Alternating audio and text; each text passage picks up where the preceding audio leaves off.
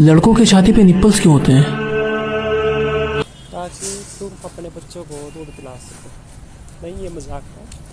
चलिए मैं आपको पूरा टॉपिक समझाता हूँ। जब भी प्रेगनेंसी होती है तो उससे पहले जब भी सेक्सुअल इंटरकोर्स के बाद जब भी मेल स्पर्म जो है वो ओवम से फ्यूज होता है। मेल स्पर्म के पास 2 क्रोमोसोम होते हैं, सेक्स क्रोमोसोम एक्स और वाई, जबकि फीमेल एग के पास सिर्फ एक सेक्स क्रोमोसोम होता है एक्स। अगर फीमेल एग जो है वो एक्स वाले स्पर्म से फर्टिलाइज होता है तो लड़की पैदा होती है, अगर वाई वाले से होता है तो लड़का पैदा होता है। ये जनरल बात है। लेकिन बात ये है कि जो मेमरी ग्लैंड है, जो निपल्स है, वो फीमेल में फंक्शनल होते हैं, उनके अंदर मिल्क बनता है। लेकिन बॉयज़ में वो फंक्शनल नहीं होते और रूडिमेंट्री ऑर्गन होता है।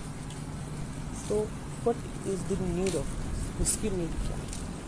पहली बात तो हम मैमल्स हैं, तो मैमल्स के अंदर मेमरी ग्लैंड होना उसका एक करैक्टर है जो हर मैमल्स में होता है।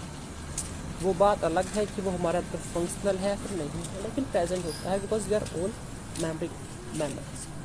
दूसरी बात है कि जब एम्ब्रियो बनता है, फर्टिलाइजेशन हुई between the egg and the ovum, between the ovum और द स्पर्म, फिर सिंगल सेल जाइगोट बनता है जो डिफरेंट होता है। उसके बाद एम्ब्रियो बनता है और फिर एम्ब्रियो की डेवलपमेंट होती है।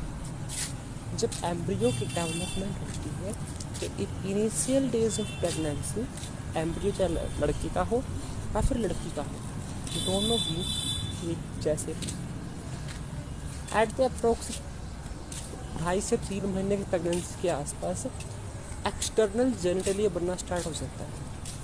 तब ये होता है कि वो लड़का बनेगा।